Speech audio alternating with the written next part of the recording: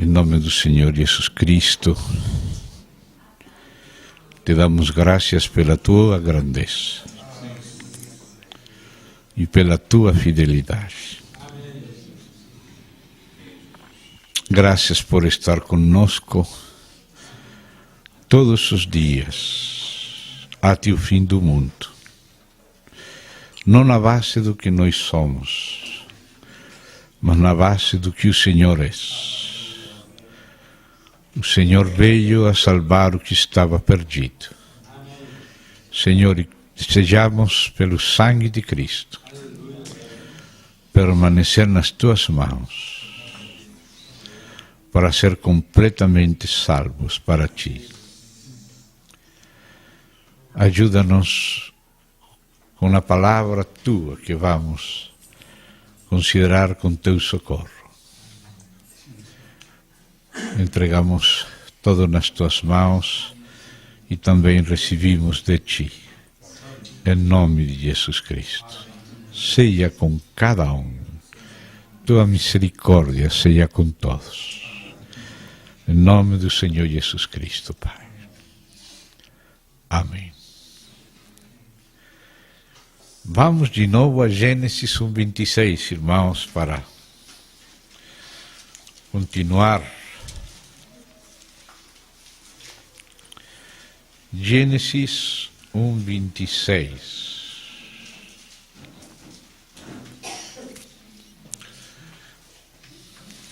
Este verso é muito rico. E vamos estar abertos às partes deste verso que o Espírito do Senhor toque. Amém? Em nossos corações com Ele. Que também nós possamos tocar cada vez mais em tudo que a palavra do Senhor diz. Nas duas reuniões anteriores, se você olha esse verso aí, verso 26, estivemos tratando desse espaço vazio entre o número 26 e a palavra também. Essa palavra que aqui diz também, disse Deus, é somente uma letra no hebraico, é a letra Vav. E o que tratamos na primeira das reuniões era raial é antes da Vav, de Gênesis 1:26. A Vav começa onde diz também, essa é a Vav. É só uma letra no hebraico, letra Vav, que aqui foi traduzida também, nesta outra versão de Reina Valera, foi traduzida então, e é muito amplas possibilidades de tradução dessa palavra no seu contexto. Mas estamos falando que falamos desse espaço vazio entre o número 26 e a Vav, uma maneira simbólica de falar, porque quando Deus disse o que disse aqui no verso 26, Ele já tinha essas coisas no coração. Então, nos dias com outros irmãos estivemos vendo o relativo ao ser de Deus, especialmente o relativo à Trindade essencial, tanto no Antigo como no Novo Testamento e ainda no período intertestamentário. E depois, então, de ver o ser de Deus, assim, a grosso modo, bem panorâmico, então passamos a começar a ver também o querer de Deus. O querer de Deus. Mas antes dele falar, façamos. Esse falar é uma revelação que ele fez em um certo momento, mas é uma revelação de algo que vem no coração dele desde a eternidade. Ou seja, que o querer de Deus não começa quando ele disse façamos.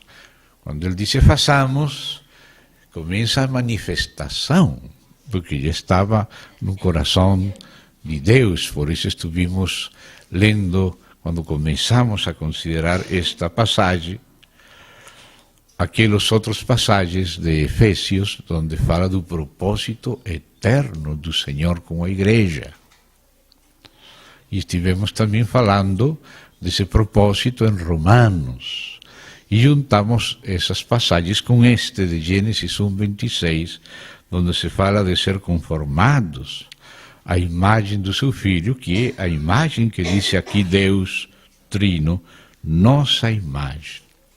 Então vemos como Paulo tinha presente este verso 26, quando escreveu tanto Romanos como quando escreveu Efésios, e por isso, falando assim de maneira só, digamos, simbólica, para lembrar, começamos a falar do espaço vazio entre o número 26 e a palavra também, que é a letra Vav.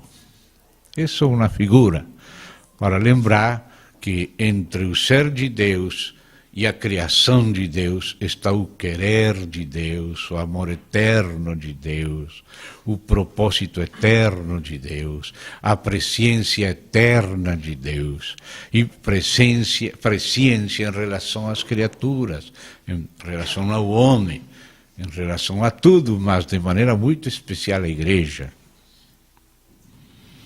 Presciência segundo a qual Deus elige o escolhe em Cristo. E então estivemos vendo esse aspecto também da eleição em Cristo e da eleição segundo a presciência.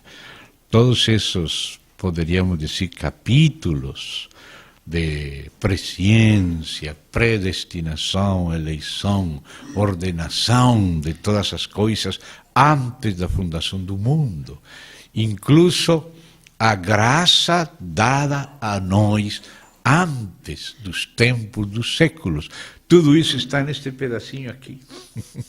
Esse pedacinho em branco aí entre se dá conta, antes de também. Aí nesse pedacinho está tudo isso. É só para simbolizar, mas para ter em conta que quando Deus fala algo, Ele não está começando algo, sino está revelando algo que Ele já decidiu desde a eternidade. E isso nos revela muito de Deus, porque em nosso caso particular, nós vamos aprendendo coisas novas, e nós vamos sendo surpreendidos por coisas novas, mas isso não é o caso de Deus. Deus nunca aprende nada novo. O Filho, sim, como homem, não como Deus. Quando ele se despoliou e se fez homem, então ele, como homem, cresceu, não só em estatura, sino também em sabedoria e em graça, porque era homem, como homem cresceu. Mas Deus não pode crescer. Deus é imutável. E o Senhor, ainda Jesus Cristo, que é o Filho, é o mesmo, antes, hoje, pelos séculos. Ele não cresce, mas Ele se revela progressivamente e para nós cresce. Nós crescemos no conhecimento dEle e na palavra dEle e vamos sendo conquistados pela misericórdia dEle, pela luz dEle. Amém? Então, é necessário não ignorar esse espaço que aqui está vazio, mas que está explicado em outras passagens depois. Mas ainda que foram escritas depois, aconteceram antes. Então, quando Deus diz façamos, e expressa esse propósito eterno, aí nos damos conta que está toda a deliberada decisão de cada uma das pessoas divinas. Façamos. Aí está o Pai, aí está o Filho, aí está o Espírito Santo, e entre as três pessoas do único Deus Trino, vão fazer isto, apesar de o que o próprio diabo faria também. Olha que coisa curiosa. Vocês lembram que em um destes dias estivemos, e alguns não estavam lá, vamos ver um verso aqui interessante no livro de Amós. Sim, Amós, no último capítulo, que é o 9, Vamos ver ali também o verso 7.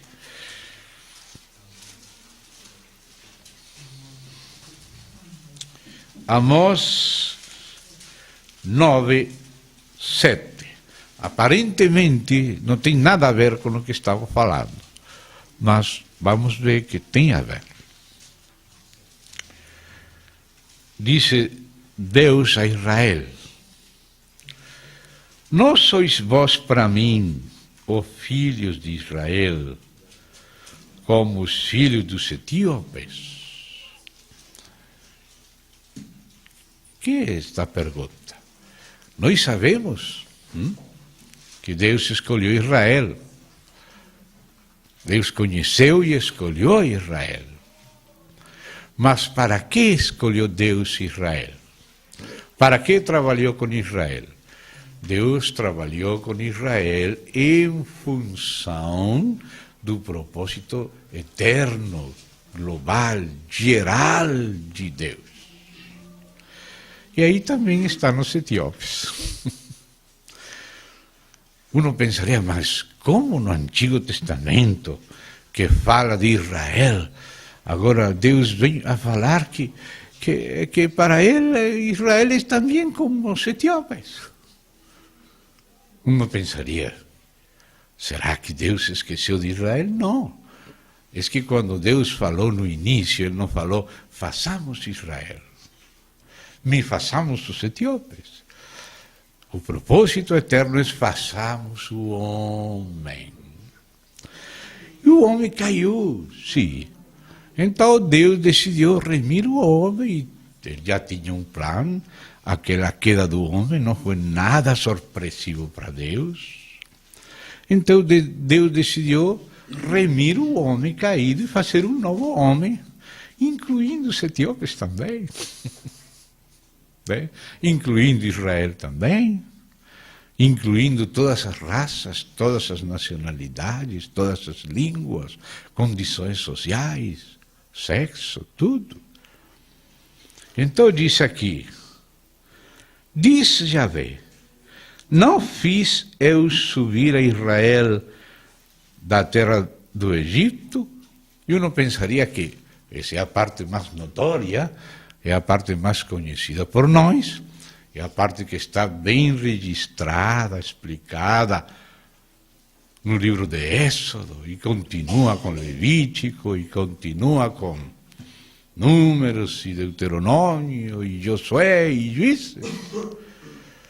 E essa é a parte que nós conhecemos, mas Deus ao mesmo tempo disse, e de Caftor os filisteus, e de Quiros, Círios.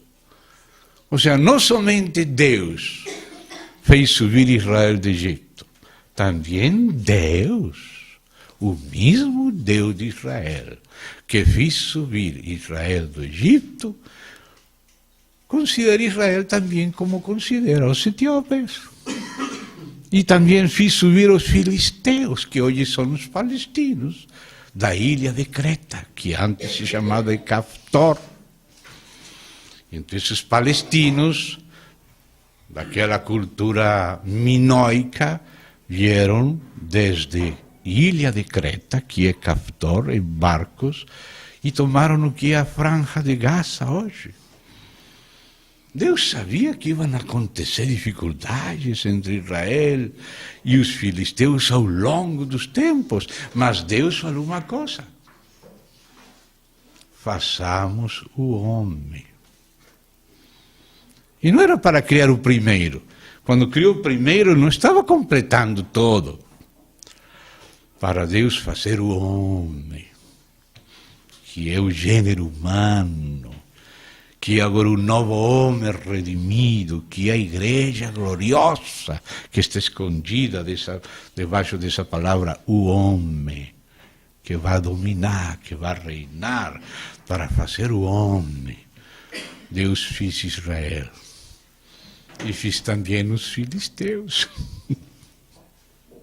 e usa um para com os outros. Deus usa os filisteus para aperfeiçoar Israel. e também fala da salvação dos filisteus. Tem um salmo lá, onde Deus fala muito bem de Filistea, e onde diz que alguns dos filisteus vão ser capitães em Judá. Que padre! Isso está escrito aí nesse salmo. Às vezes somos um pouco xenofóbicos, nosso coração de Deus não é xenofóbico. Ele está fazendo tudo. Ele falou a Abraão. Abraão foi escolhido.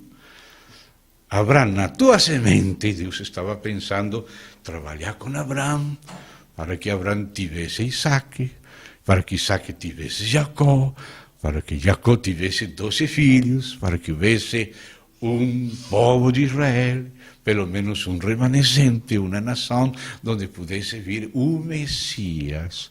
Porque na semente de Abraão, Deus abençoaria todas as famílias da terra, incluídos os etíopes e os filisteus também. Então Deus também fez vir de Quir os sírios. Se dá conta? Disse Deus, não fiz eu subir a Israel da terra do Egito e de Caftor os filisteus e de Quir os sírios. E poderia continuar falando da história universal. Detrás dos movimentos da história universal está o soberano Deus, que põe reis, tira reis, coloca a Babilônia para fazer um trabalho, e depois tira a Babilônia e coloca a Pérsia, outro tempo, faz outro trabalho, tira a Pérsia, coloca a Grécia, faz outro trabalho, e ele está trabalhando com todos. E ele tem presente a todos, porque os propósitos menores, intermediários, estão conectados em função do propósito geral. O propósito geral, façamos o homem. Façamos o homem. Para isso a redenção. E para que houvesse redenção tinha que haver Messias, tinha que haver Israel, então tinha que vir Abraão. E Abraão quem que era? Diz que era também como um arameu em Ur dos Caldeus. E na confissão que tinha que fazer Israel era meu pai, era também como um idólatra daqueles. E Deus trouxe, liberou da idolatria, da loucura. Lá em Gênesis 1:26.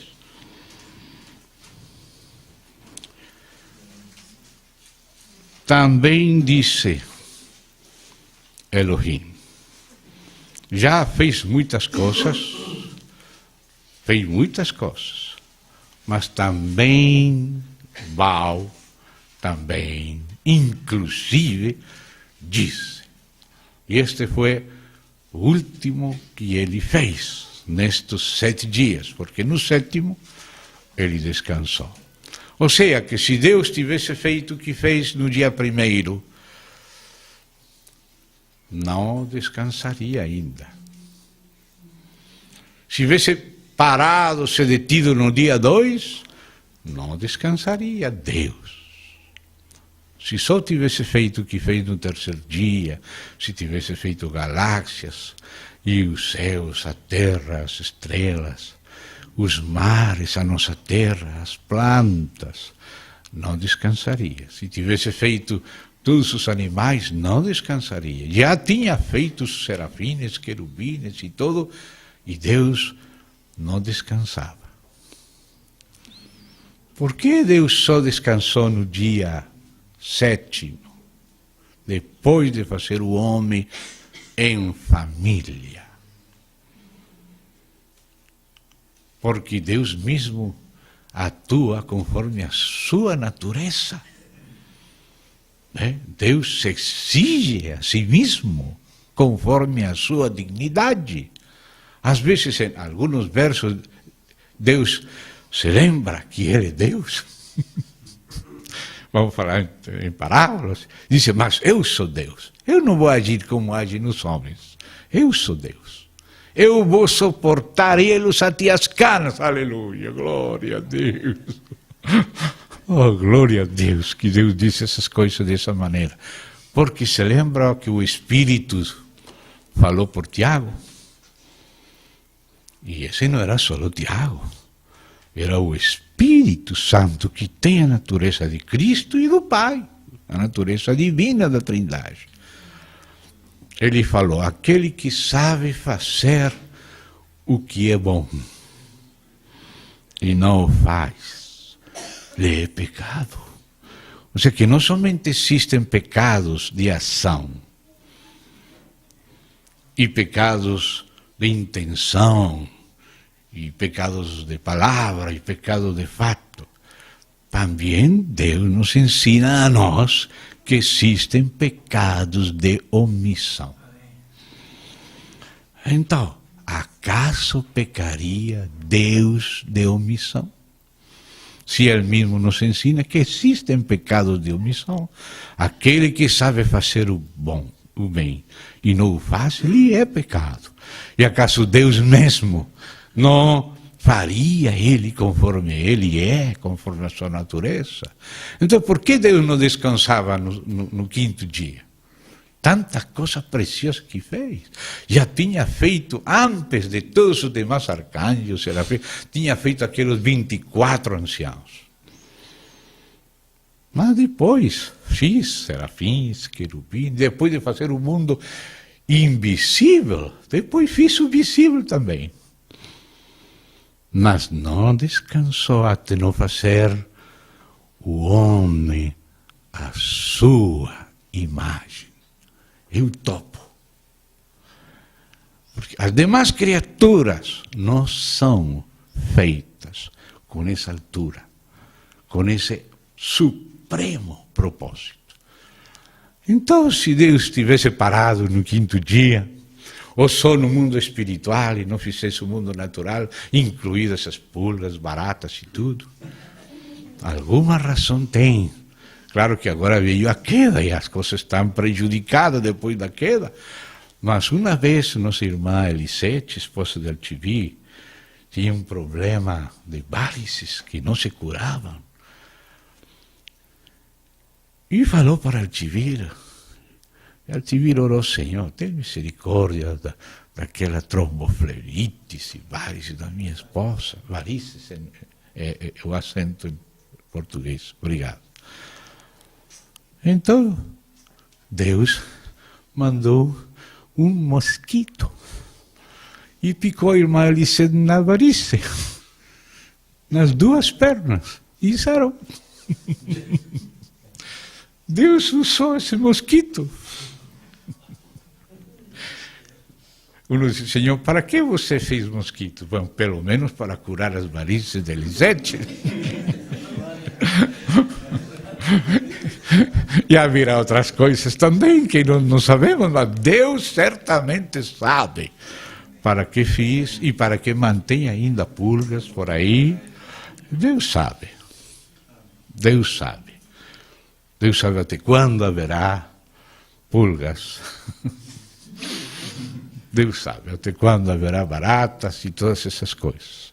Glória a Deus pelas baratas, por todas as coisas que Ele fez, por ter permitido a queda, por ter permitido o diabo. Glória a Deus.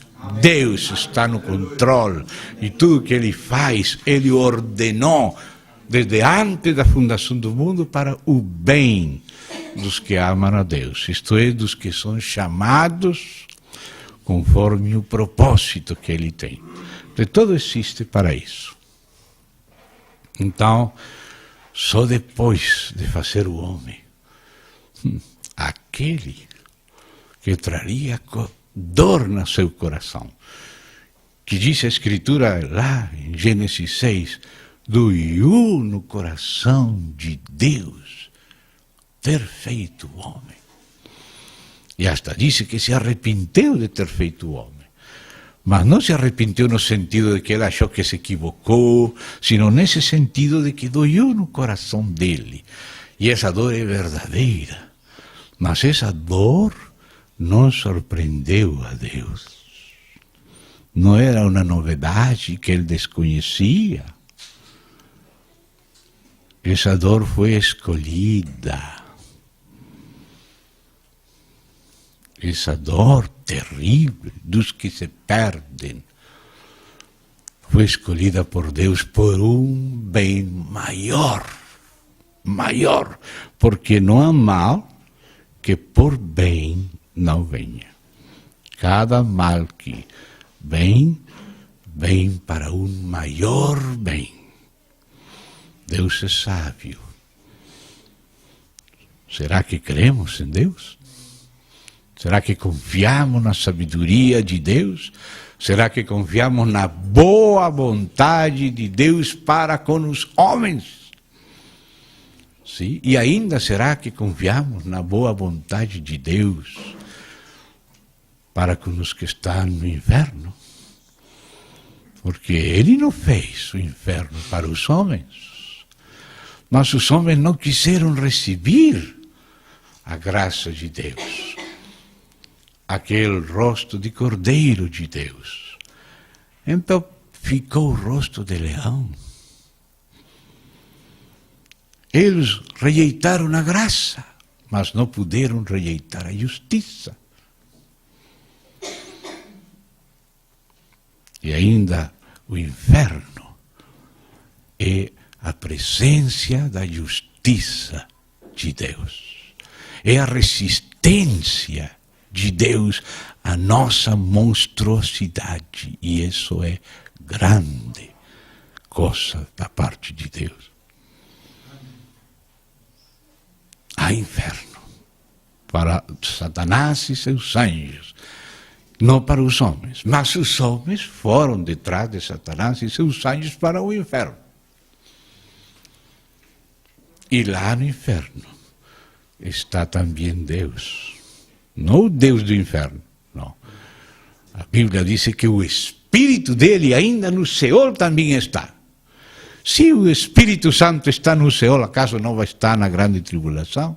Não é ele que vai ser tirado.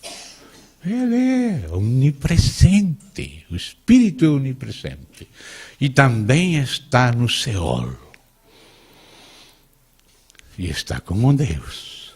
E ele jurou que toda língua confessará seu nome nos céus, na terra e debaixo da terra. E ele é o bem de todas as suas criaturas. E no inferno, Deus, como justiça, é o bem dos condenados.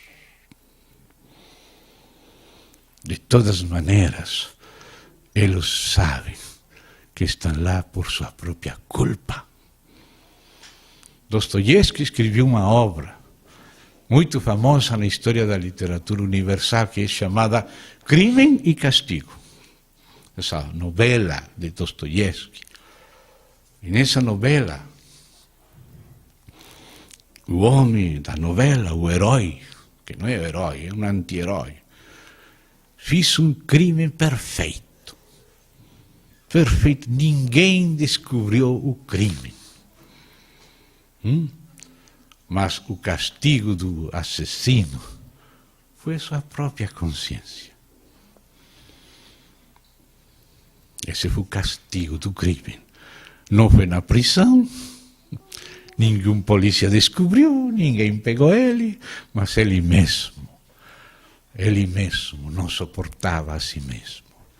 Diz a Bíblia que o cruel se atormenta a si mesmo.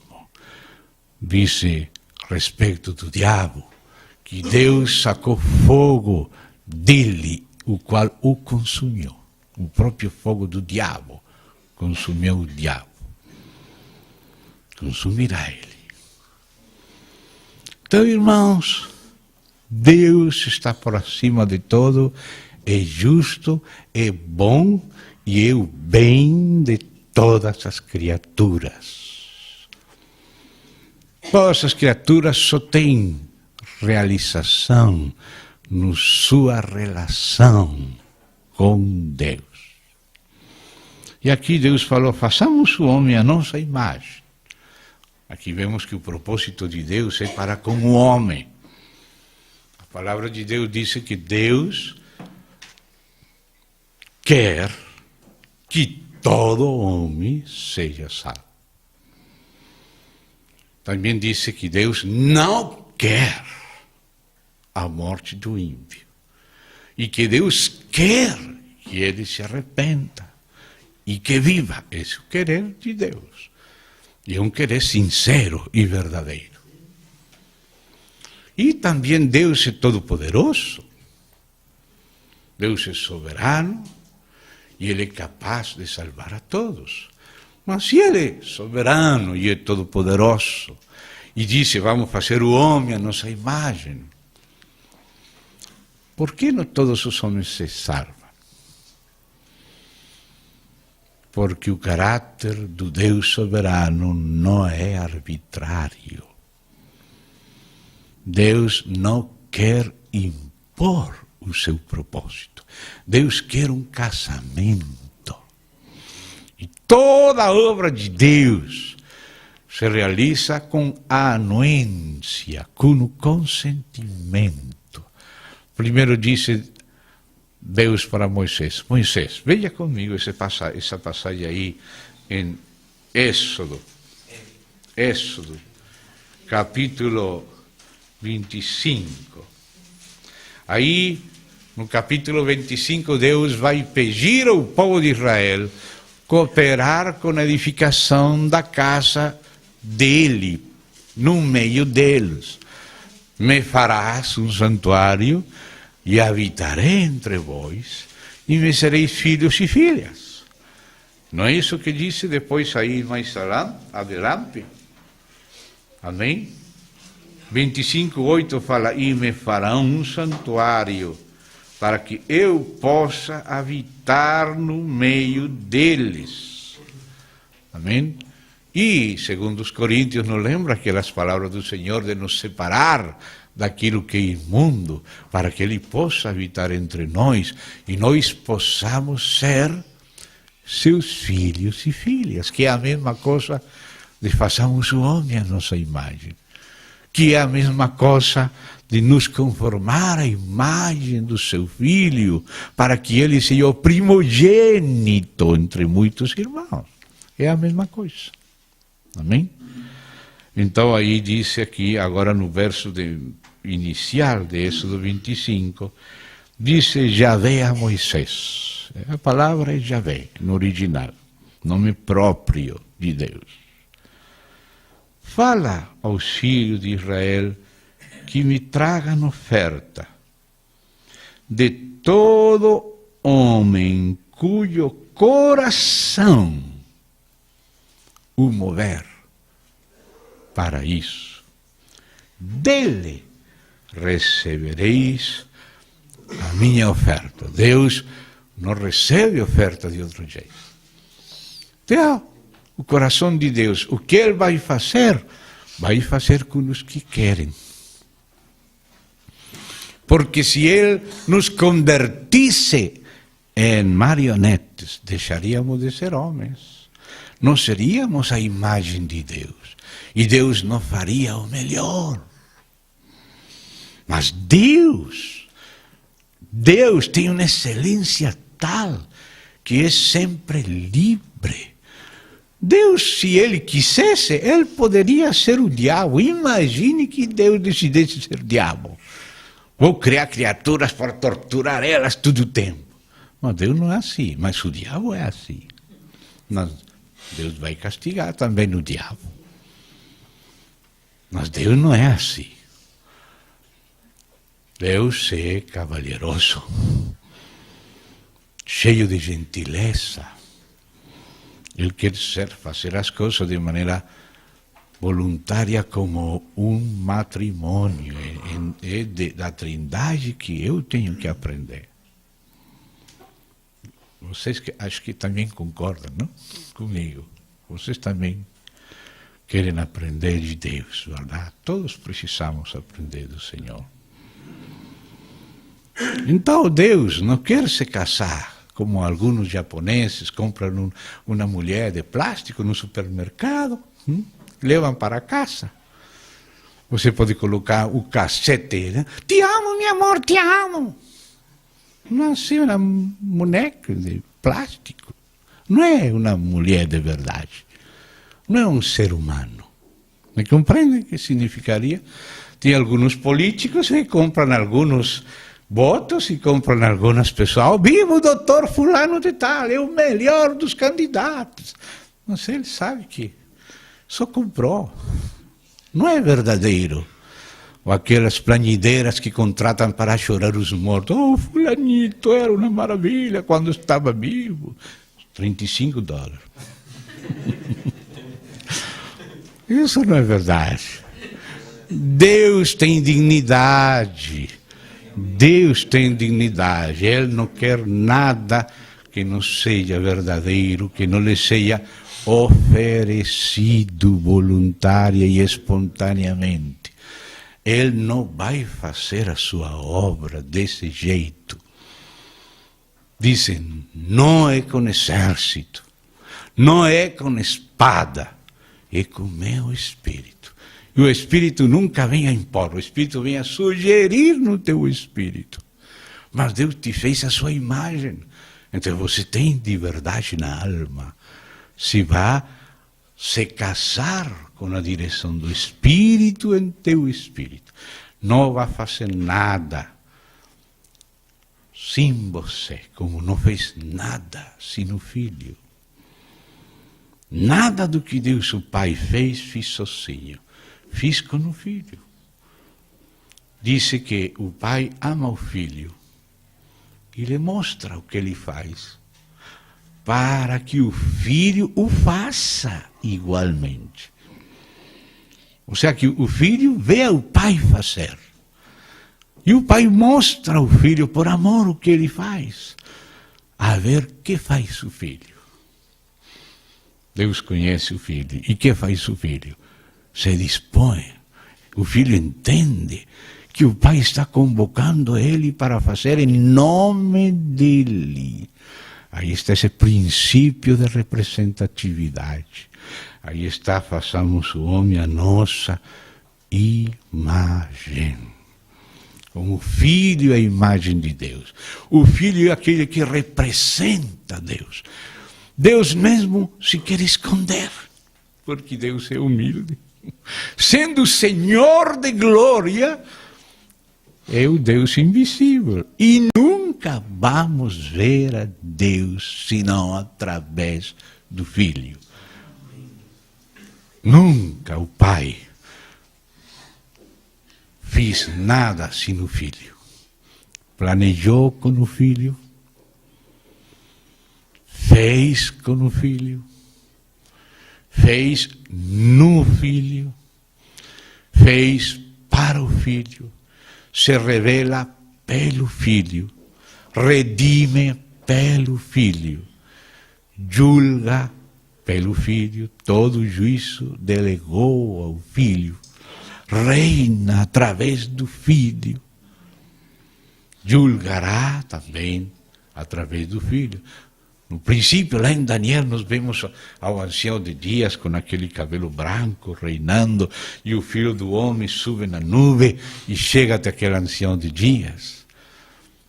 Aí sabemos que esse ancião de dias que recebe o Filho do Homem é o Pai. Mas depois, quando você chega em Apocalipse, capítulo 1, é o Filho do Homem que tem cabelo branco como seu Pai. Agora quem julga, diz, o Pai a ninguém julga. Todo o juízo deu ao Filho, porquanto é o Filho do Homem. Oh, Deus poderia julgar, mas Ele quer ver seu Filho crescer em estatura como homem, em graça, crescer em sabedoria e dar tudo para Ele. E o Filho ressuscitou e apareceu e disse, toda potestade me é dada nos céus e na terra. E o Pai deu ao Filho o juízo. Mas o Filho disse, meu juízo é justo porque não sou eu sozinho. É com meu Pai. Meu Pai e eu julgamos. Por isso nosso juízo é verdadeiro. Mas o Pai deu ao Filho o juízo, mas o juízo não quer julgar sem concordância, sem representar imitar a natureza do seu pai. Esse é o filho. O filho conhece ao pai. E a alegria do filho é representar ao pai. Por isso ele é chamado de o mensageiro da face do pai, em Isaías. Já estudamos isso lá em Búzios. O filho é o que representa a Deus. Ele que é a imagem de Deus. Ou seja, que Deus se escondeu. Assim como nós também temos que nos esconder para que apareça o filho. E o filho se esconde para que apareça o pai. E o pai se esconde para que apareça o filho. E o Espírito se esconde para que apareça o pai e o filho. Não diz assim, o Espírito não falará pela sua própria conta, só falará o que ouvir do filho. O filho não fala pela sua própria conta, senão o que ouve acerca do pai. E o pai mesmo é invisível e quer que todos vejam ao filho, que honrem ao filho como honram ao pai. Meu Deus, que diferente de mim eles são. Que vergonha, não? Que vergonha. Se vemos a Deus, vamos ter vergonha de nós. Vamos ter vergonha de nós. Nós estamos rivalizando, brigando, querendo o primeiro lugar, querendo aplastar os outros. E Deus não, tendo todo o direito, sendo um soberano, não faz assim. Ele não age dessa maneira. Ele não é assim. Por isso lá na epístola 3 de João, João faz uma diferença entre Diótrefes e Demétrio e fala para Gaio. Gaio, o que está fazendo Diótrefes não é bom. Quem faz o mal não conhece a Deus. Mas ninguém dizia que Demétrio falava de si mesmo. Disse, nós damos testemunho de Demétrio. A verdade dá testemunho de Demétrio. Diótrefes dava testemunho de si mesmo, que queria se impor, queria proibir a igreja receber os apóstolos. Se alguém recebia os apóstolos, eram expulsos da igreja. E que disse aí? João, aquele que faz o mal não conhece a Deus. Não está falando que Diótrefes está perdido. Seguramente, se era um bispo da igreja, era um irmão salvo, mas que estava na carne nesse momento. Não conhece a Deus. Ou não nasceu de novo, e era só religioso, ou era um menino espiritual. Em cambio, Demétrio era legítimo, mas Demétrio não falava dele. Quem falava dele era João. E os apóstolos, nós damos testemunho de Demétrio, vocês sabem que nosso testemunho é verdadeiro, porque não estamos querendo agradar os homens. A igreja sabe quando os obreiros e os anciãos estão querendo representar a Deus e quando somente estão querendo agradar o homem, ser políticos, ser mercaderes. Então, representatividade, essa é a essência do Filho. Por isso ele é chamado o testemunho fiel e verdadeiro. Ele é o mensageiro da face de Deus. O Pai faz que seja o Filho que o represente. E o Filho falou, aquele que fala por si mesmo, sua própria glória busca. Mas ele que busca a glória daquele que o enviou, esse é fiel e verdadeiro. Fiel e verdadeiro é uma pessoa que representa os interesses de Deus. Por isso,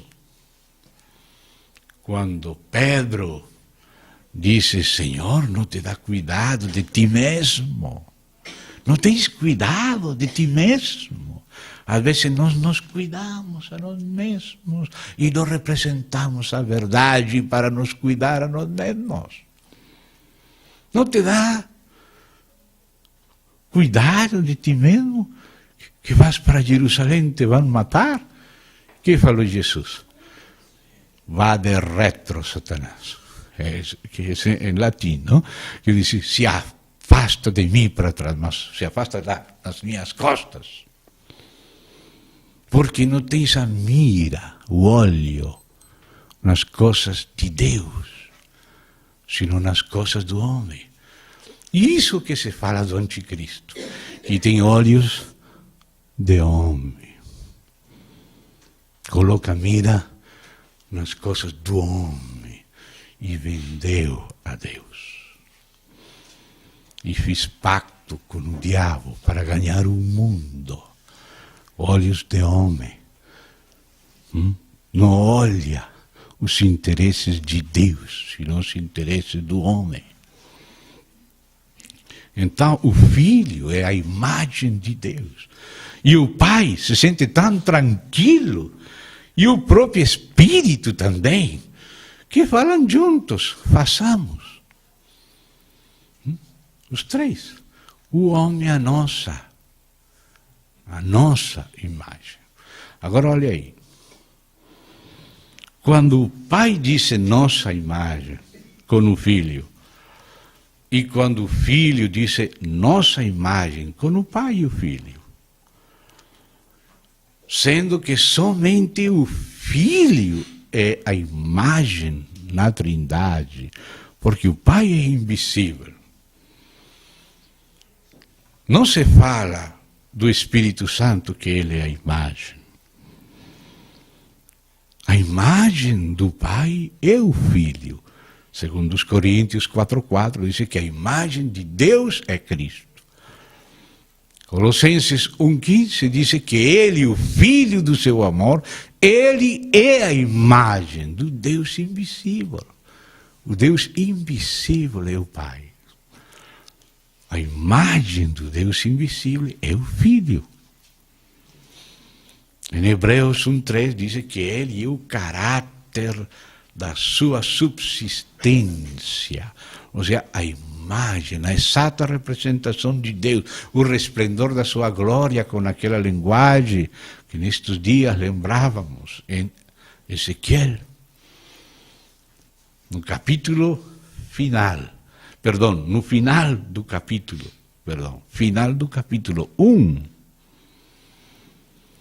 de Ezequiel, allí Deus mostra a sua imagem, em semelhança de homem, sentado sobre um trono de safiro, acima das asas e das cabeças, e da expansão sobre as cabeças dos querubins. E Ezequiel entendeu que essa era a semelhança da glória de Deus. Essa semelhança da glória de Deus, essa expressão de Deus, é o Verbo de Deus, é o Filho de Deus antes da encarnação. E esse é o prototipo escolhido por Deus para fazer o homem. Nem sequer aqueles 24 tronos, não. Se Deus fazia o homem como um daqueles ancianos, ele não tivesse feito tudo o que é capaz de fazer.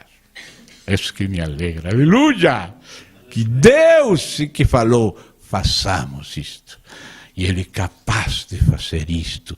E decidiu fazer isto, que é o supremo bem, que significa o terrível castigo de afrontar o supremo bem para os que não caminham com Deus.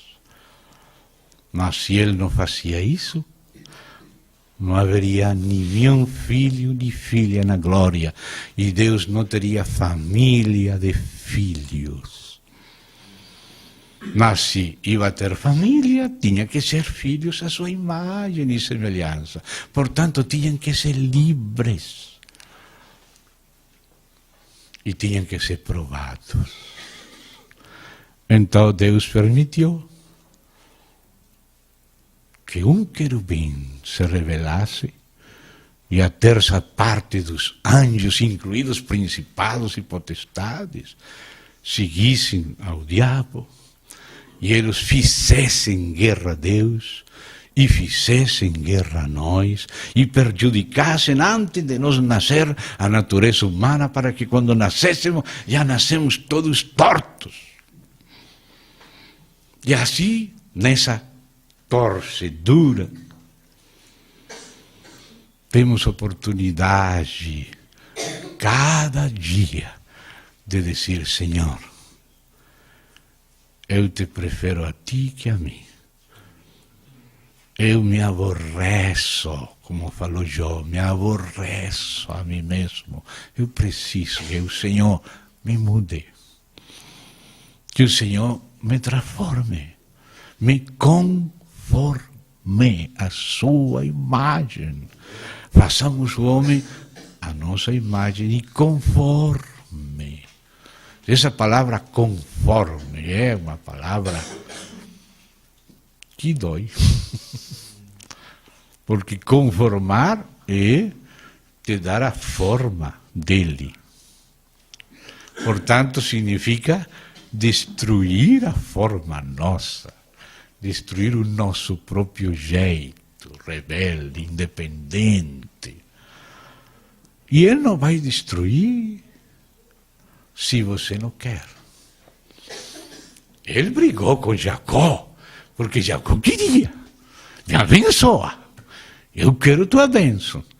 Eu não estou contente com todas as coisas que tenho, não. Já tudo tive que arriscar. Meu irmão Saul está vindo. Agora, fica sem nada, somente contigo. E pelejou Deus com Jacó em forma de homem. Porque Deus não é um soberano arbitrário.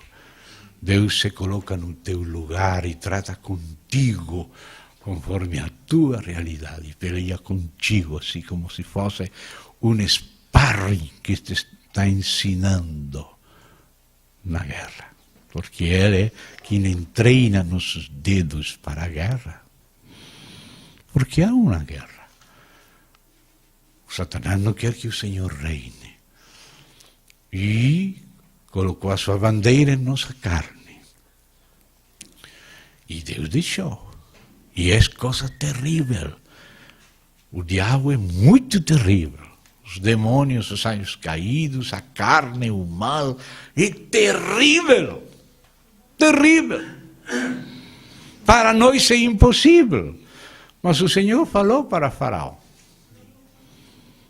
E esse Faraó é só uma das 7 cabeças da besta e, portanto, se corresponde com uma das 7 cabeças do dragão. 5 foram antes de Roma: Egito, a Síria, Babilônia, Pérsia, Grécia. Um era no tempo de João, Roma. O outro ainda não veio, aqueles 10 chifres que saem de Roma. E o 8º é dentre os 7, o anticristo, a quem os 10 dão o poder. Portanto, essas são as cabeças da besta que se correspondem com as cabeças do dragão. Por isso, como aqui havia um príncipe de Pérsia, era porque no céu havia um príncipe de Pérsia, Daniel 10. Aqui havia um príncipe de Grécia, porque no céu havia um príncipe de Grécia. Né?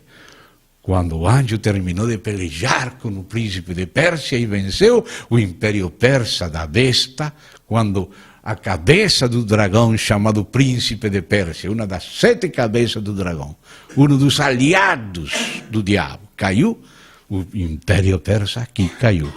Quando veio o príncipe de Grécia, surgiu na terra o império grego. Há uma correspondência entre as cabeças do dragão e as cabeças da besta. Os governadores das trevas deste século. São governadores espirituais, mas deste século. Se expressam neste século. Mas Deus não criou a terra para expressar ao dragão e suas cabeças. sino para que a terra seja cheia da glória, do conhecimento da glória. Conhecimento da glória, porque o inimigo desde o começo começou a escurecer a glória de Deus, nos mentir acerca de Deus, caluniar a Deus. Ele é um caluniador, um acusador. Isso que quer dizer diabo? Acusador, enlodador, pegando lodo e ensujando todo mundo. Ao próprio Deus. Se faz isso com Deus, não vai fazer contigo também? Não fazia com Josué, filho de Josadac, e ao lado do próprio Javé, acusando a Josué. E o Senhor falou: Javé, que escolheu Jerusalém, te repreenda, Satanás. E pela graça mudou as vestes de Josué, filho de Josadac, colocou vestes de gala. Isso que o Senhor está fazendo. Há uma guerra, há uma correspondência. Então, aquele faraó, cabeça da besta primeira, chamada Egito, é um lugarteniente do diabo, que está no mesmo espírito de Satanás. Então, quando Deus está falando para Faraó, está expondo as coisas íntimas, espirituais. E quando Deus disse: para isto te tenho levantado, para mostrar em ti meu poder, e que meu nome seja anunciado em toda a terra.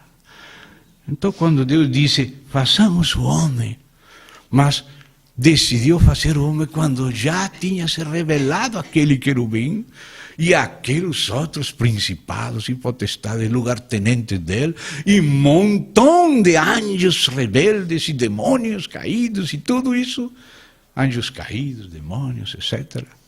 Aí Deus fez o homem. E veio o inimigo e pá, colocou a bandeira dele na carne do primeiro homem. Agora todos os homens que fomos criados para aquela glória, nascimos tortos, vendidos ao poder do pecado. Mas o Senhor falou: façamos o homem à nossa imagem, não a imagem do diabo. Mas o diabo nos tem feito a imagem dele. Ou você não acha que aqueles conjuntos, por exemplo, de rock, parecem mais demônios que a Deus? Língua como de víboras, vestidos assim, tudo de preto, todos diabólicos. O diabo se burlando de nós, nos fazendo monstros e monstros, porque eles querem. Então eles vão com o diabo. Mas Deus não fez a humanidade para o diabo, como não fez o inferno para o homem. Mas que diz Deus? Faraó, para isto mesmo te levantei. Como levantou? Permitindo ele fazer o que queria. Deus não obrigou, mas deu permissão que se expresse, que se revele. No livro de Enoque, não estou falando aqui agora de maneira de colocar o livro de Enoque tudo como inspirado, uma parte é citada por Judas. Nesse livro explica com mais detalhes o que aconteceu lá em Gênesis 6, quando alguns anjos, e dá os nomes deles, tomaram mulheres e geraram aqueles gigantes, a história dos Nefilim. Aí naquele livro, nessa passagem, diz que Deus estava vendo tudo isso e não falava nada. Ficava calado. E os outros anjos estavam sendo provados. Por isso a Bíblia também fala de anjos escolhidos. E quando houve a rebelião de Satanás, diz a Bíblia uma frase acerca de Satanás que está em Ezequiel 28, que é a palavra em espanhol contratações. Não sei como fala em vossa tradução. Vamos ver lá, Ezequiel capítulo 28. Vamos ler mais ou menos desde o verso 14.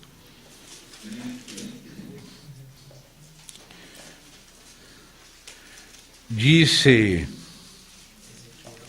verso 14, 28, Ezequiel 28:14. Tu eras querubim da guarda, ungido, e te estabeleci.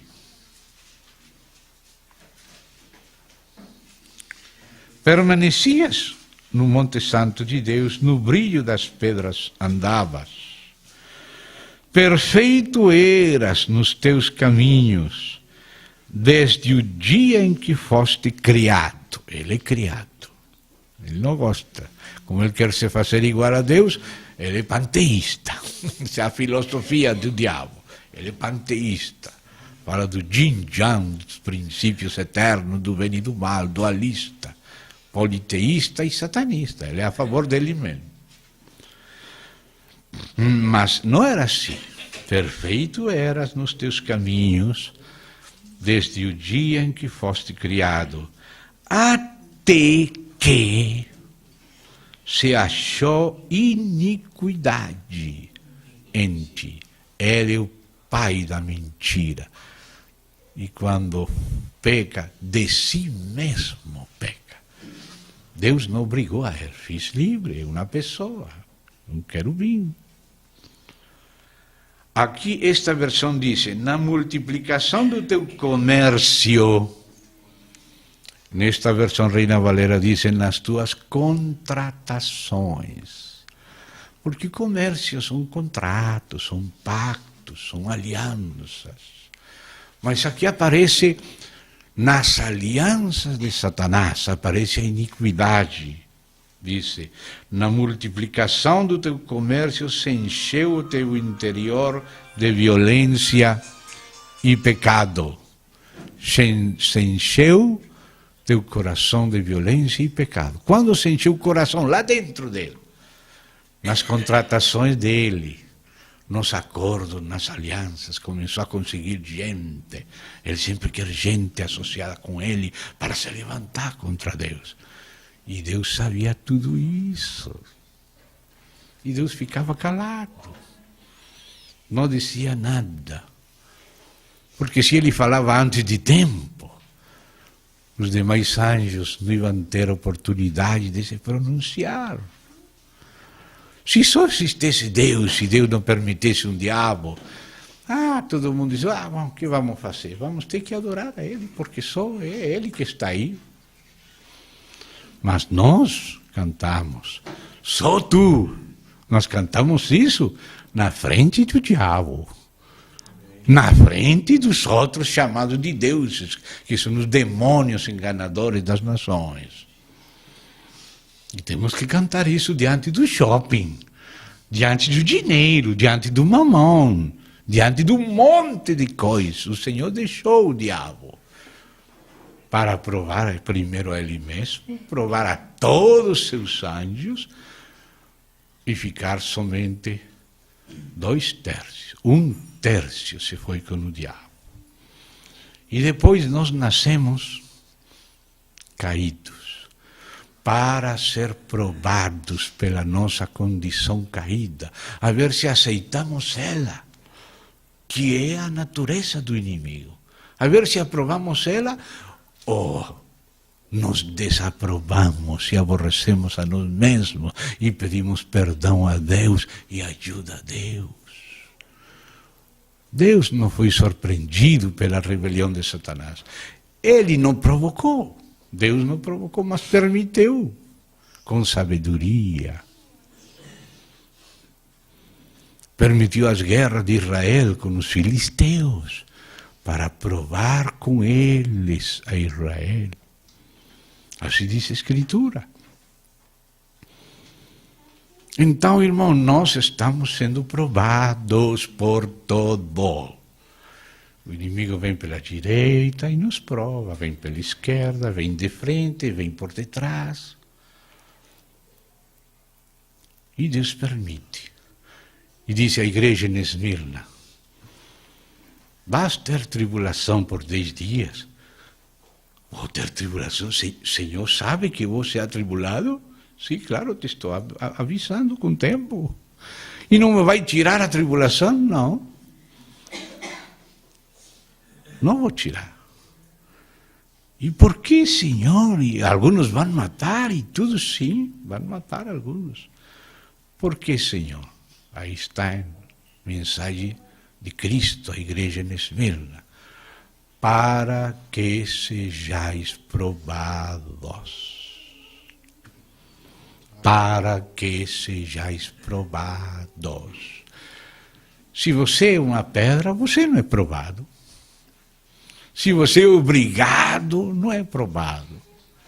Se a mentira não parece verdade, você não é provado. Se dá conta? Então, quando Deus falou, façamos o homem, Ele sabia que quando fizesse o primeiro cairia antes de que esse plano se cumprisse. Fiz o primeiro, queria que enchesse toda a terra, mas já o primeiro se vendeu. E vendeu a nossa natureza ao poder do maligno. Mas Deus falou que era o homem, aquele homem que Ele, o Deus Trino, está fazendo, porque a parte da criação já foi feita. Mas Jesus falou, meu Pai até agora trabalha e eu trabalho. Qual é o novo trabalho de Deus? Se já descansou do trabalho da criação, o trabalho da redenção, esse é outro trabalho. Então Deus já fez a criação e descansou e deixou o homem para ser provado. E disse em Oséias, que lembrávamos nestes dias, que Adão prevaricou no pacto. Não foi fiel no pacto. O primeiro deles, vamos dizer, o plano piloto fracassou. Mas esse fracasso não surpreendeu a Deus. Deus sabia e permitiu esse fracasso justamente por isso mesmo que falou para Faraó. Para isto eu te levantei, para mostrar em ti o meu poder. Ou seja, que Deus é capaz de salvar o homem caído e continuar seu programa como se nada tivesse acontecido. Por isso falou, façamos. Isso implicava que o filho tinha que se despolear, que tinha que vir à terra e ser provado como homem, e tinha que vencer como homem, e logo ser o pão da nossa vida. E nós viver pelo Filho, para poder ser conformados a Ele. E vencer por meio dele. Mas o homem podia viver. Antes da queda, o homem não estava ainda caído. O homem não estava obrigado pelo pecado. Era livre mesmo. Porque o homem que Deus quis fazer é um homem livre. E o homem que o diabo prejudicou é um homem escravo. Mas a graça traz a liberdade. A graça nos liberta. Amém? Conhecereis a verdade, e a verdade vos libertará. Deus nos quer livres, como falamos, Ele não quer uma mulher de plástico. Uma gravadora que coloca um cassete, te adoro, te amo. Não. Ele quer que no meio da luta, no meio do conflito, no meio da fraqueza, nós falamos, Senhor Jesus, seja glorificado. Eu quero te amar, me perdoa, Senhor, e insisto em voltar para ti. Quero viver por ti cada dia da fraqueza da minha carne. Cada dia que estou neste corpo de humilhação, quero me levantar de novo, e de novo, e de novo, e 7 vezes que era o justo, e 7 vezes se levantará. E 7 vezes é 70 vezes 7. Ai, se o ódio do diabo, o diabo disse, não, ninguém vai te amar. Ah, mas você não viajou. Ah, deixa, eu vou provar. E pede permissão para nos provar. E o pior de tudo, é que Deus às vezes dá permissão. E disse, pode provar, Jó. Mas só vai chegar até aí. A vida não vai tirar. Podes tocar as propriedades dele, podes tocar a saúde dele, mas não a vida dele. Ah, que livro precioso esse livro de Jó. E que livro terrível. Irmão, estamos nesse drama. E não estamos vindo drama como se estivéssemos assistindo um teatro. Não, estamos na plateia. Não sentados, sino agindo. E os principados e potestades estão vindo. E os anjos estão vindo. É uma final de futebol. Brasil contra Argentina ou Alemanha, qualquer deles. Aí está. Gol da Alemanha. Terrível. Que choro. Os anjos choram. O Senhor chora. Um dia que eu pequei, e peco muito, o Senhor me deixou ver uma lágrima dele descendo. Terrível, irmão. Terrível. Nós temos que fazer o gol para que os anjos dizem, aleluia, outro mais foi salvo. Faz festa quando alguém recebe o Senhor. Nosso trabalho é esse. Isso existe. Essa é a realidade nossa de todos os dias. Porque Deus não está fazendo as coisas como se estivesse tratando com uma pedra. Não, Ele está tratando com pessoas e Ele só vai fazer isso com quem quiser cooperar com Ele. Se você quiser, você tem que falar, meu Deus, eu quero o que o Senhor quer. E você é provado de verdade, com riscos verdadeiros. Cada dia, a ver que o que você ama, que o que de verdade você quer. Então, amado, temos que compreender a nossa vida, temos que compreender tudo o que nos acontece. Porque aí Ele é glorificado. Nossa fé glorifica o Senhor. Nossa fé tem que ser achada em louvor. Nós gostaríamos de estar cômodos, às vezes pedimos comodidade, mas, irmão, esquecemos esse problema de comodidade nas mãos de Deus. Deus é fiel, Deus é bom, podemos confiar nele, mas Ele merece ser louvado. Ele merece nosso combate. Ele merece nossa unanimidade de igreja. Ele merece. Ele merece nos abraçar a cruz. Ele merece. Ainda sem ver, ainda pela fé. Isso que o diabo mais odia. Porque eles conheciam a glória. Eles estavam por vista, mas não nascimos no mundo sem entender nada. Já nascimos pecadores. Como pecadores fomos concebidos no ventre da nossa mãe. Mas nascimos no meio da guerra mundial. E nascimos para guerrear essa guerra. Da mão de Deus, como a coisa mais fraca, como um menino de uma mulher. Um menino que não pode fazer nada, mas o Senhor falou, da boca dos meninos fundarei a fortaleza. Quando o menino disse, o Senhor Jesus tem compaixão de mim.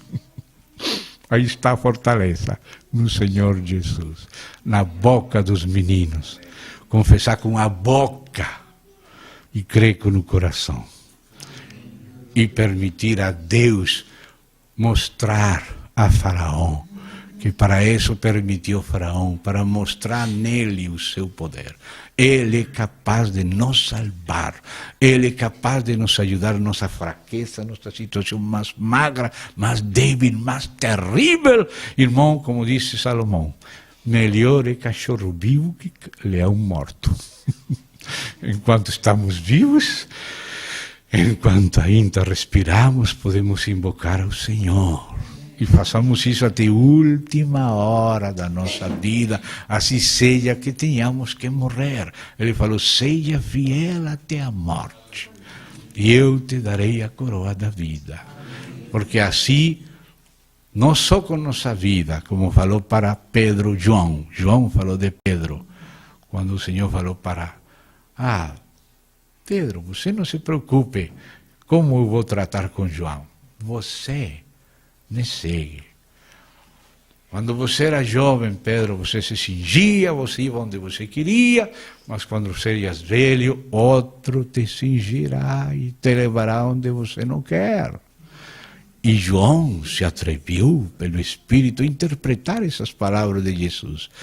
Outro te cingirá e te levará onde você não quer ir. E a explicação de João, isto disse, dando a entender com que morte tinha que glorificar a Deus. Essa frase, escute, com que morte temos que glorificar a Deus? Temos que glorificar a Deus com a vida e a morte. E preciosa é aos olhos do Senhor a morte dos seus santos. Porque saímos do problema e direto chegamos em casa. Mas Ele quer nos treinar aqui de verdade, Ele quer nos fazer valentes. Ele quer nos fazer valentes. Então Ele falou assim, façamos o homem. Não é somente cada um. É todos juntos como um corpo, assim, o homem coletivo, corporativo. O homem, não façamos o primeiro, e se falha, pô, ganhou Satanás, agora vamos me ter que contentar com a corrupção total. Primeiro cânon de Dort. O Senhor falou, para isto te levantei, para mostrar em ti meu poder, e que meu nome seja anunciado em toda a terra. Deus é salvador do homem morto, do homem caído, do velho homem, corrupto desde a cabeça até os pés. Mas Ele veio buscar o que estava perdido. Ele veio salvar, Ele veio nos perdoar, Ele veio nos regenerar, Ele veio nos renovar, Ele veio nos transformar, porque Ele falou, façamos o homem, essa é a igreja. A igreja é um novo homem redimido. Essa é a única que vai alcançar o propósito para o homem. Essa é a esposa que não é de plástico, sino que é carne da sua carne, osso dos seus ossos. Provada mesmo pela vida, provada pelo sofrimento, provada pela perseguição do diabo, mas amada de Deus, menina dos seus olhos, mas não por isso vai ser eximida da dor, da perseguição. Ele não falou isso. Ele falou, os digo de antemão, se a mim me perseguiram, também a vós perseguirão. Mas se guardaram a minha palavra, também vão guardar a vossa. Se no árvore verde fizeram estas coisas, no velho que somos nós, que não se fará?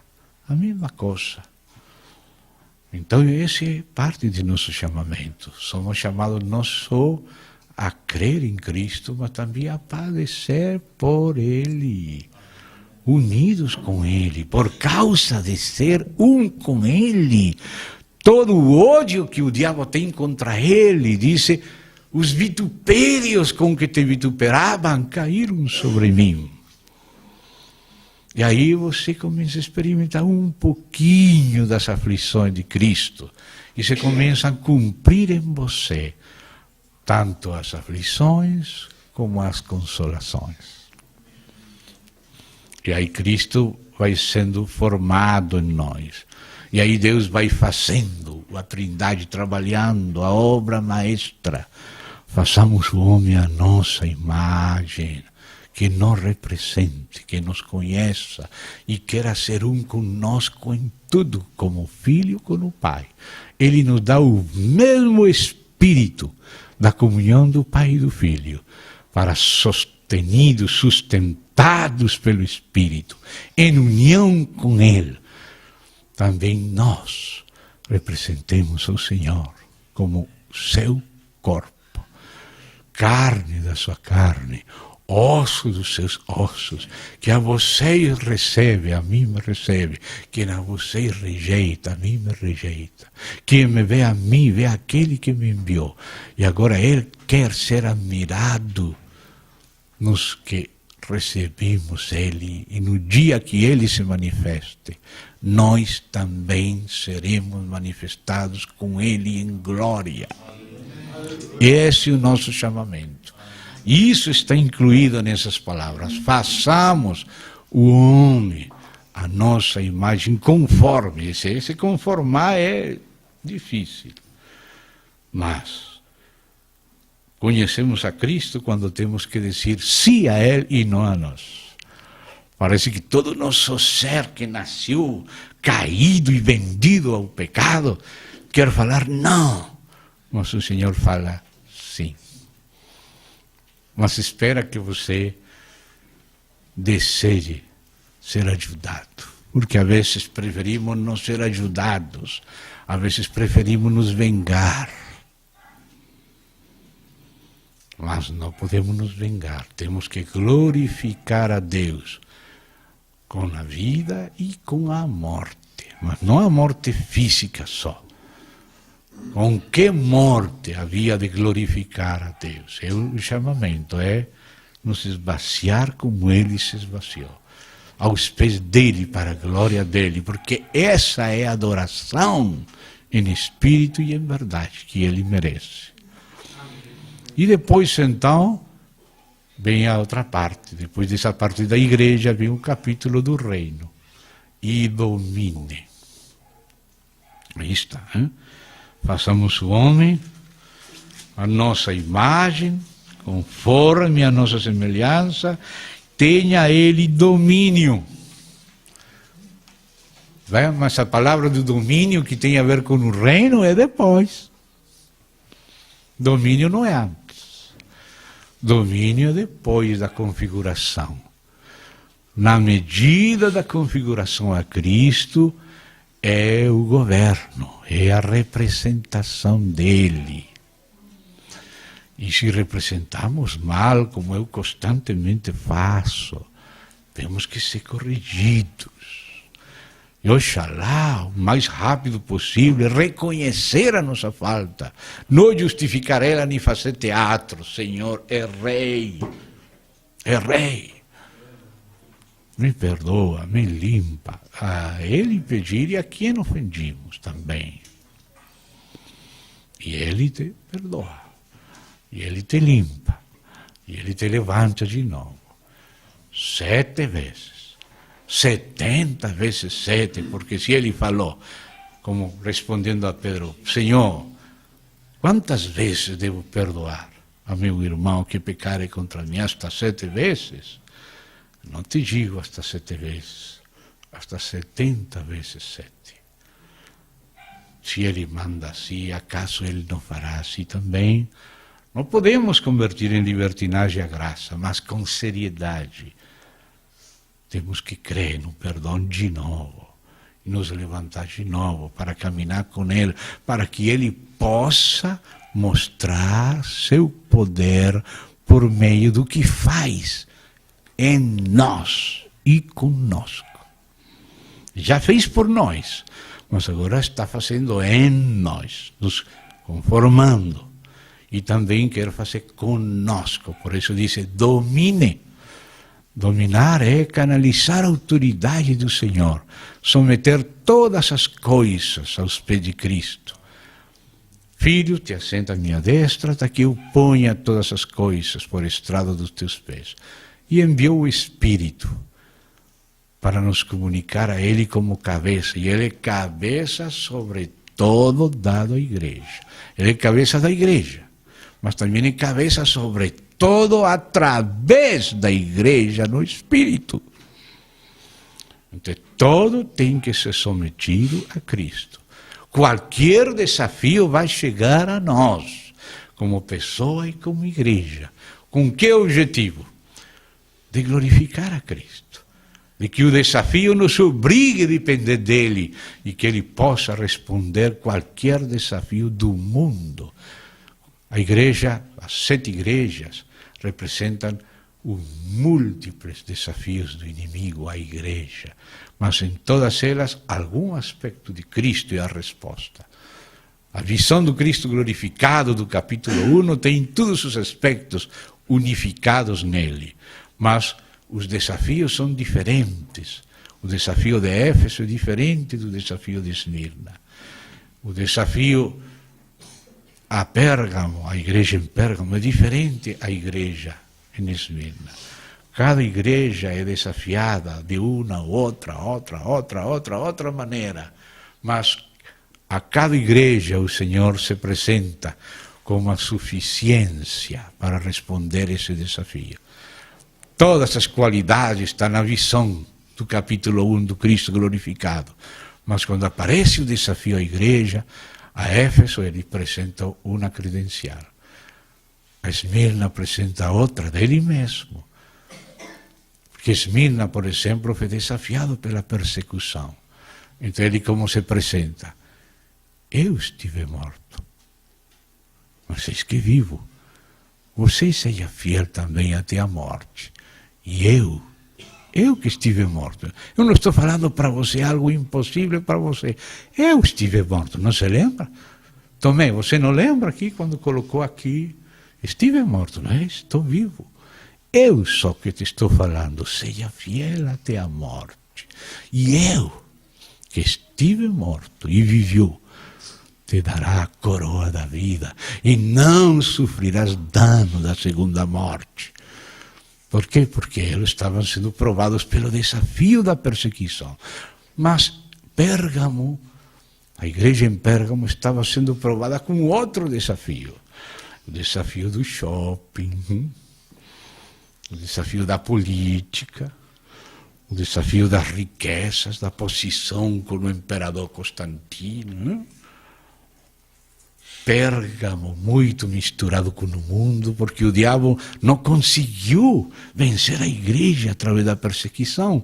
Então mudou de tática, agora vem shopping, aplausos, e muitos são vencidos. Entram na política e alguns representam o sentir de Deus, outros vendem a sua consciência, outros têm medo, não sabem apresentar a verdade. Não se pode servir a 2 senhores, a Mamon e ao Senhor, porque vai a honrar um e vai menospreciar o outro. Então, Pérgamo representa outro desafio.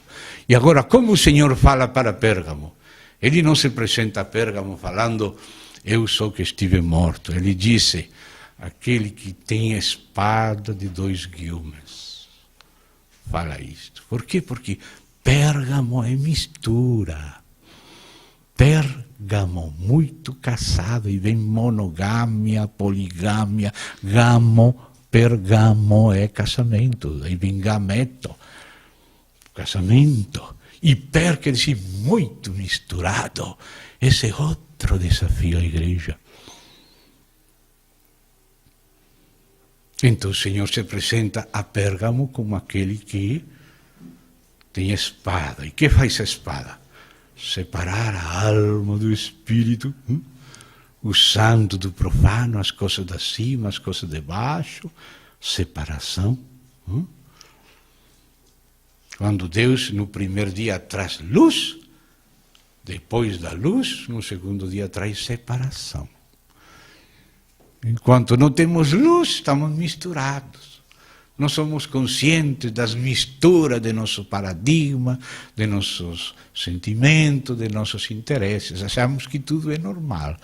Mas quando você vem à luz, a luz conduz você a separar o que é de cima, o que é de baixo, Isto é da carne, isto é do ego, isto é do espírito, isto é do homem. Aquele casamento adúltero, começa a espada dele separar. E você já sabe de onde você é.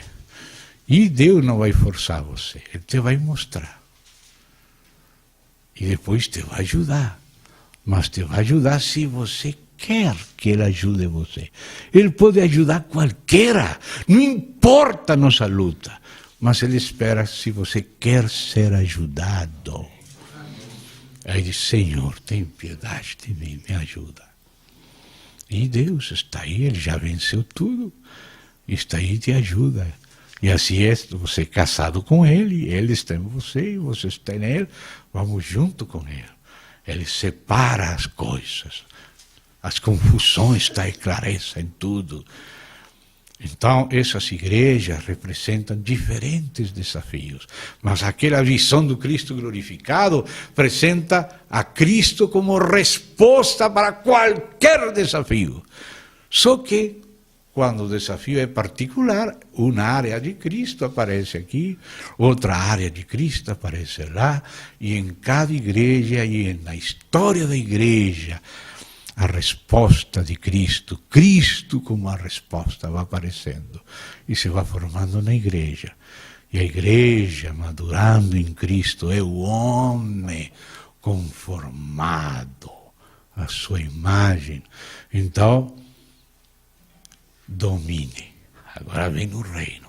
Ao vencedor, lhe darei autoridade sobre as nações, e a regerá com vara de ferro, como eu recebi do meu Pai. Eu venci e me sentei com meu Pai em seu trono. Aquele que vencer se sentará comigo no meu trono. Mas para se sentar com Ele no trono e dominar com Ele em nome dEle, e ser rei e sacerdote do reino dEle, precisamos nos ser configurados a Ele, na vida e na morte. Na vida e na morte. Bom, vamos parar aqui, irmãos, que o Senhor tenha piedade de nós e nos ajude e amemos a Ele de verdade e entendamos de que se trata. Amém? Oremos. Nosso Deus, o Senhor escuta nossas palavras, mas sabemos que o Senhor não somente quer pregações, o Senhor quer realidade em nossas vidas. Nós não queremos, Senhor, somente fazer teatro, ser artistas, Senhor, tem compaixão de nós. Nós queremos te amar e sabemos que não podemos te amar sem teu Filho e sem teu Espírito. Nos ajuda a viver por Ti, nos ajuda a viver para Ti, nos ajuda a Te glorificar, para que Teu nome seja conhecido em toda a terra.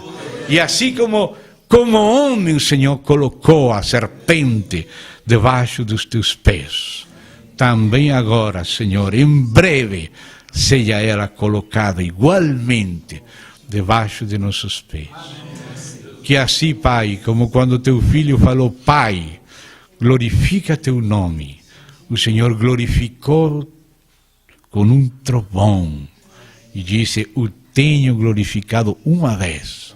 Mas o Senhor falou, o glorificarei outra vez. Senhor, glorifica Teu nome. Senhor, ajuda a Tua igreja a que Teu nome seja glorificado outra vez, como foi glorificado no Filho, agora pelo Espírito na igreja, em nome do Senhor Jesus. Limpa-nos com Teu sangue de nossos pecados, de nossos delírios, Senhor. Dá-nos cordura, simplicidade, humildade e retidão, a retidão do Teu Filho Jesus Cristo. Ó Pai, tem compaixão de nós, faça em nós a Tua vontade e venha Teu reino e seja feita a Tua vontade aqui na terra como nos céus. Em nome do Senhor Jesus Cristo. Amém. Amém.